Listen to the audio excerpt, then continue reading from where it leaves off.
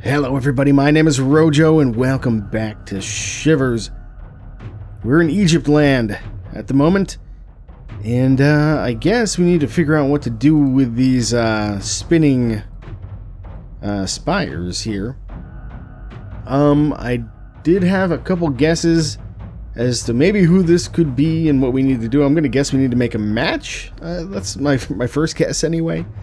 I have a couple of the Egyptian people up here off screen that I from the book, but I'm not sure if we're gonna get the right symbols for them or not.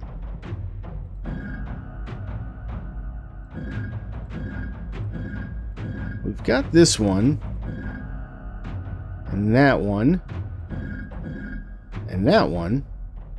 So this is Akhenaten that we're putting together here, perhaps. Ah, I see, but we don't have... Ah, well, we can... Maybe we can put together a Nefertiti here. Oh, we got it! First try, how about that? Alright, what's in here? It's another jar. I mean, that's something. Actually, we haven't even looked at this one. So it's got... Oh, what do you think that is? I'm not entirely sure.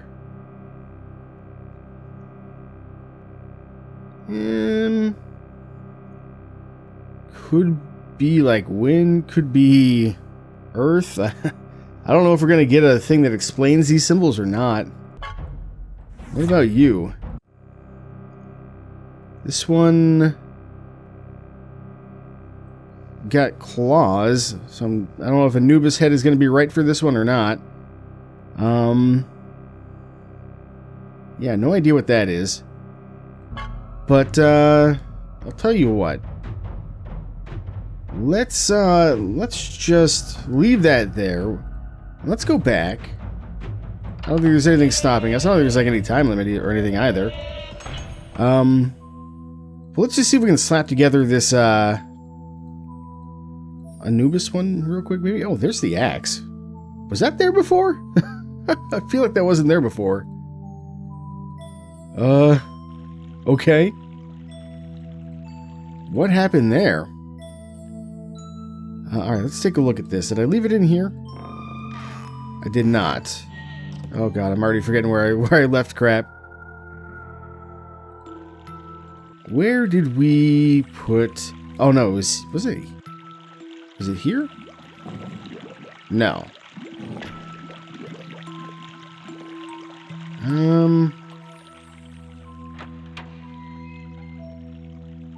That's a library we actually haven't been in, so I don't want to go in there. And it wasn't... This is the office, I think. So yeah, we don't want to go in there either. Then we've got the theater, I know. Which leaves... I think like here, maybe? Not there, but I can go forward a little bit more. In here.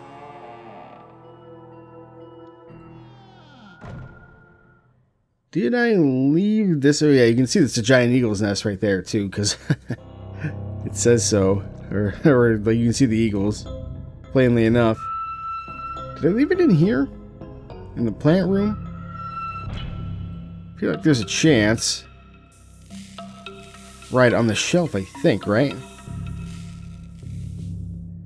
If we go here and then turn around? Yeah. Oh, they do go together. Okay.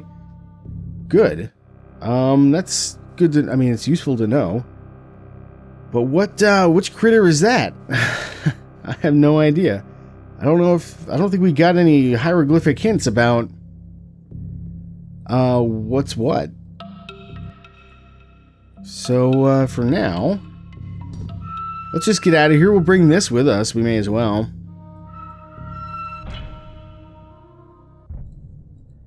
And go back. I want to go back to the Egypt room, I guess. We still have a couple doors there we haven't explored, and then we can explore the library. Actually, you know what? As I'm saying that, I'm realizing maybe I should explore the library now. Because maybe it'll tell us, like, what ones we need to use. Let's give it a try, shall we? This might be a lot of reading. We'll see. Let's start here, I guess. Just click on all the books, because you just never know what you're going to find, I guess. Oh, alright, so go too far and we just start looking to the side there. It seems like none of these books are going to be of any use to us, probably. Because they all look rather, generic, I would say. And, yeah, okay. Can't look up, can't look down, so I think that one's a bust. We've got some kind of picture there.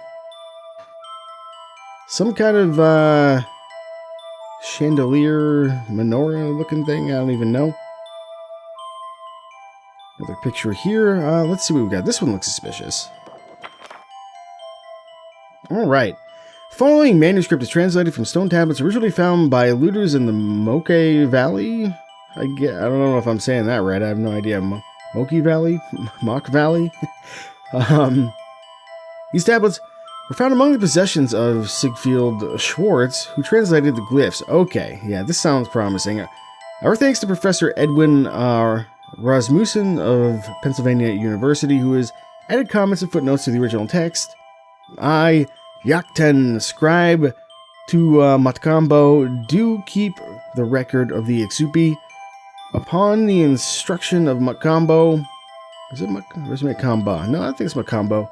I write these words, that ye might not wither and die. 32 years, 4 months, 13 days after his joyous birth, Makambo crowned himself the king of Zapana. To celebrate his ascension to the throne, he decreed that there would be no bloodletting that year. Footnote, this probably means human sacrifice. Oh boy. 5 days after the second moon ended, a hideous evil swept through the land of Zapana. Many people were mysteriously murdered as they slept. There was great lamenting. Matkambo called a gathering of his priests who offered up sacrifices unto the gods. They reported that the gods were angry with Matkambo, for he had not offered up sacrifices when he was crowned. They allowed Silbaba, guardian of the portal to the underworld, to unleash the snake god's children. The snake god's children, called Ixupi, were evil spirits, or evil spirit creatures who hated the people of Zapana for their beautiful skin and healthy bodies. At night, they crept into people's beds, slowly sucking the ka out of their sleeping bodies, leaving each one a shriveled corpse. The priests of Makambo prayed and offered up sacrifices for several days, but nothing could stop the Ixupi stealing the ka from sleeping people. Footnote, Schwartz seems to prefer the Egyptian word for life, essence, or soul over the Zapana word Zipan, or Shipan, or I don't know. Makambo offered himself as a sacrifice to the gods, hoping to save his people. Footnote, it seems doubtful that Makambo seriously intended to sacrifice himself, but rather intended this as a publicity gesture. Moon goddess Ixchel took pity on Makambo. She gave him special vessels and talismans of magic that might entrap the Ixupi. He gathered the elements from the earth: stone, water, wood, jade, wax, linen, fire, crystal, and more, one for each vessel. He placed one element in each vessel as instructed by Ixchel and offered up incantations. Okay, so that's going to be important to know. Hopefully they'll give us some symbols in a bit here. 15 days after the sixth moon ended, Makambo waited for the Ixupi to come. Creeping silently on spirit wings, the Ixupi again entered the rooms of the sleeping Zapana, but the elements in each vessel called out irresistibly to the snake god's children. Slipping into the vessels to answer the call of the elements, the Ixupi were trapped, as Makambo and his priests quickly sealed each vessel with its talisman. In gratitude to Ixchel, the people began to sing praises and offer up sacrifices to her. Listening to their songs, the snake god knew that Makambo had imprisoned the Ixupi. Unable to free his children from the powerful spells that now confined them, the snake god instead blessed the Ixupi with a horrible new power, so that if ever released, each Ixupi would have the ability to assume the element that called it to its vessel. And I think that's what we've seen so far. Fearful that somehow the seals could be broken and the Exupi released to again terrorize the people of Zapata, Macambo hid the vessels deep in a tomb deep within the earth. He concealed the tomb under layers of heavy dirt and boulders to keep the Exupi secretly hidden from the world, hoping they would never be discovered or released. He ordered that these events be recorded and buried with the vessels. Therefore I, Yakten, end this record with the words of Macambo. You are already in danger as you read these tablets. Heed the warning of Macambo. Do not break the seals that hold fast the Exupi, lest you lose your life's Ka. The translation of Siegfried Schwartz ends here, following a few comments added by Professor Rasmussen. For an amateur, Siegfried Schwartz was an extremely gifted translator who made few outright errors. However, he did miss some minor nuances. The stone tablet goes into much more detail about the vessels themselves and how they were used. Apparently, it is very important that each animal or human-shaped talisman and vessel match each other exactly. The markings on each vessel were meant to indicate the element that was placed inside. There was this added warning: if any Exupi is freed, it cannot stay far from the vessel that had imprisoned it until it finds a replacement entity to take its place, presumably some unfortunate human. So, are they possessing people as well? Because that axe is a little foreboding, as is the... the stray inhaler. But that's it. I mean, we got some hints, but no answers. So, let's see. What were the elements? Where did it say?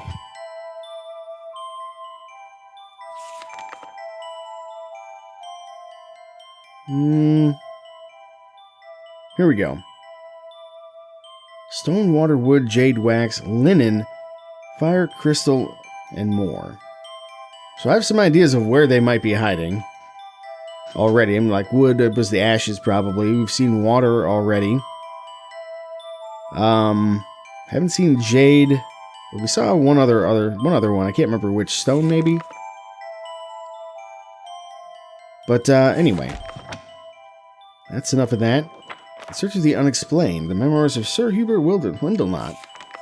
Okay, Chapter 1, The Birth of Understanding. I had privileged but unenlightened birth.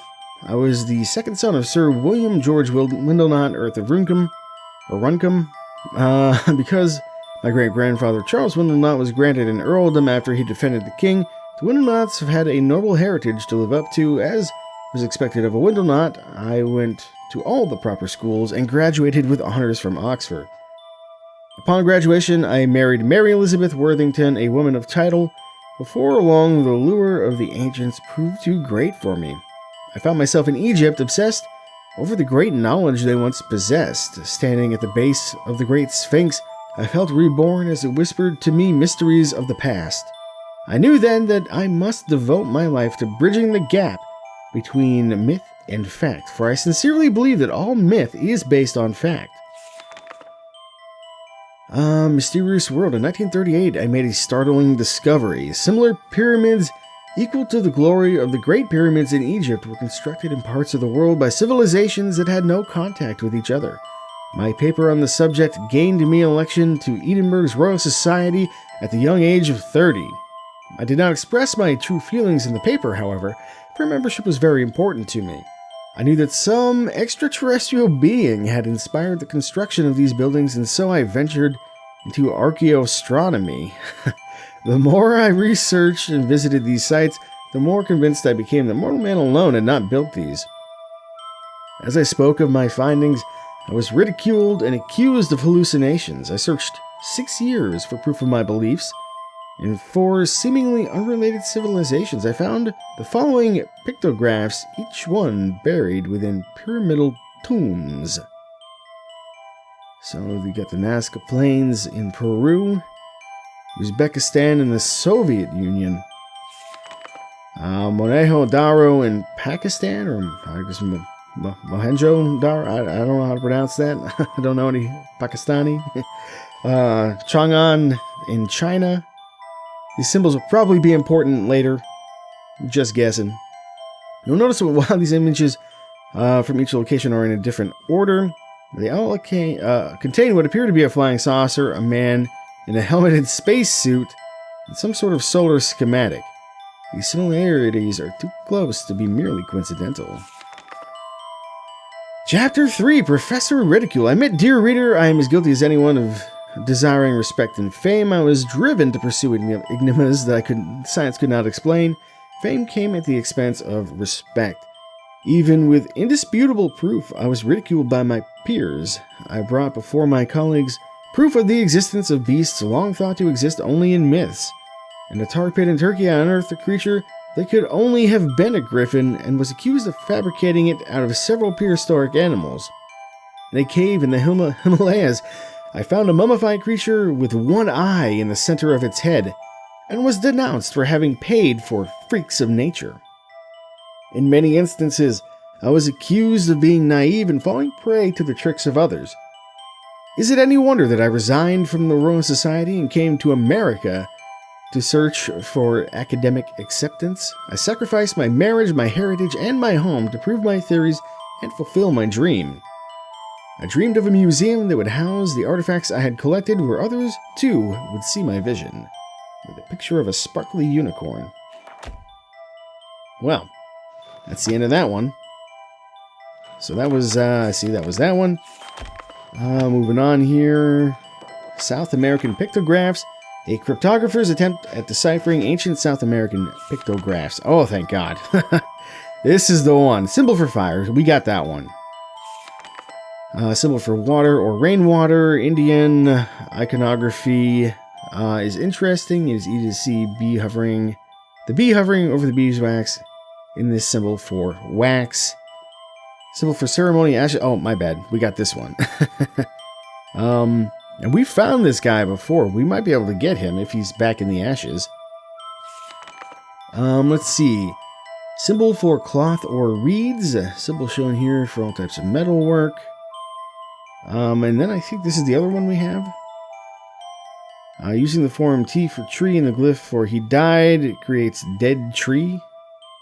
So wood. So maybe the ash is different than wood, I guess. Symbol for crystals. Symbol for sand or earth. Symbol for burning water. So petroleum products such as tar or oil. Jade and stone. That's definitely going to be important. I'm glad we came in here. We're just going to click around. Looks like we might have one or two more books here. Mythology of the stars, the solar system. We're all familiar with the solar system, aren't we? Mercury, Venus, Earth, Mars, Saturn, Jupiter, Uranus, Neptune, and Pluto. I think the book's showing its age a little bit. Let's see, Mercury, messenger for the gods, god of commerce and science, protector of travelers, thieves, and vagabonds. Venus, goddess of love. Giving us some, like, solar alignments or something here. Earth, symbol of the earth and wife of Uranus. Mars, god of war. The planet was named Mars because of its red color. Is that it? That is it. Oh no, I see. It's just showing us where they are positioned in the solar system. So we've got 1, 2, 3, 4, etc. I guess.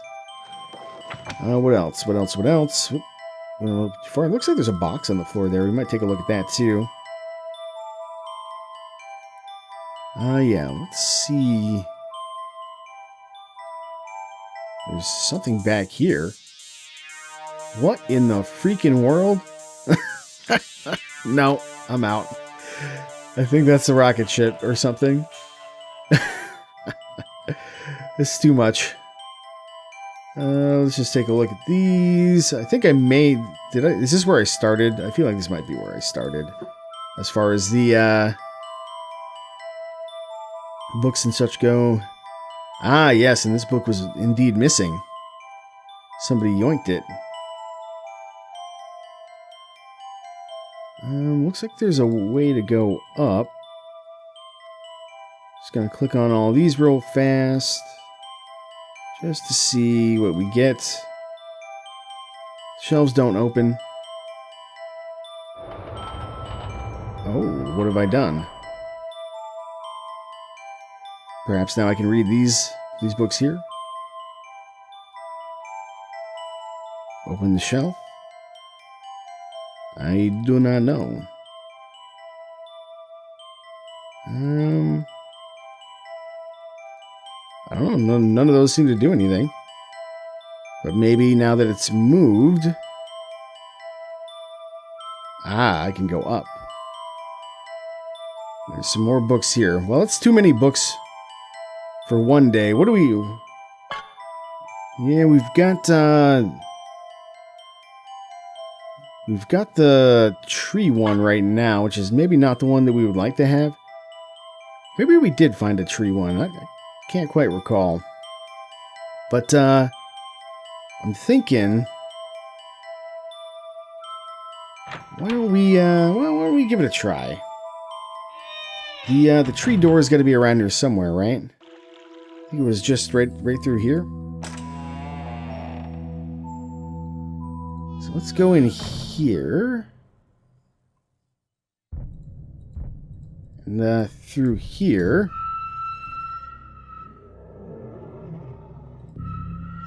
Let's see if we can't find ourselves a stray Itsupi to accost here, shall we? We'll go back to the library next time and do some more reading, perhaps. So not that, or maybe he was here that I found the guy. Guess we got to be quick as well. Like they're supposed to have like a wind-up animation for their soul-sucking power. And if you're not quick enough, then you get nailed by it. But I'm not actually seeing anything here at the moment, unless maybe here. Oh no, maybe it was. Yeah, I don't know. All right, well, don't seem to have anything here. I guess the other option is to go back and get the one.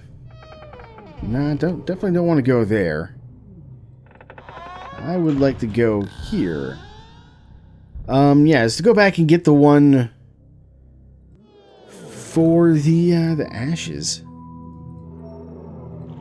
That's definitely something we should be able to do if we just come back up this way.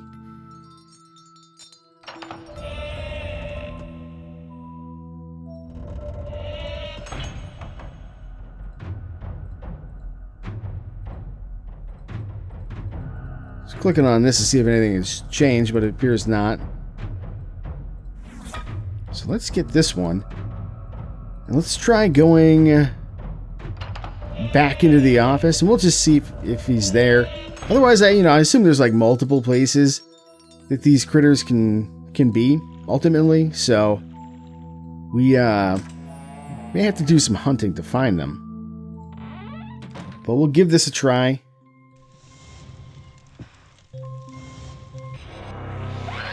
Oh, we got him! Haha!